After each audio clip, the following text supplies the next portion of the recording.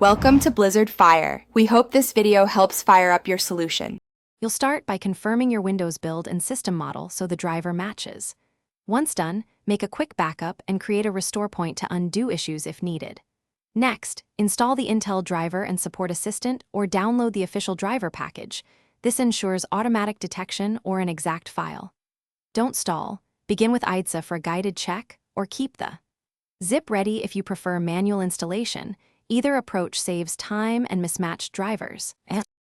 You'll now let IDSA scan and present the recommended Intel GPU update. This prevents wrong choices. If you're manual, extract the driver. Zip and right-click Setup. EXE to run as administrator because Elevated installs right system drivers. Once the installer starts, close resource-heavy apps and choose Express for a safe default or custom to change components. While installing, watch for prompts and brief reboots. These finalize kernel-level changes. Make sure the install completes without errors before restarting, because partial installs cause instability. Finish by rebooting so the new Intel GPU driver loads into the kernel and device manager shows the updated driver version. This confirms success.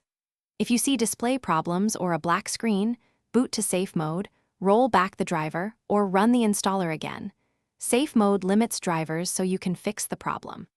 If issues persist, restore to the system point you created earlier and contact Intel support for advanced diagnostics. Always document error messages.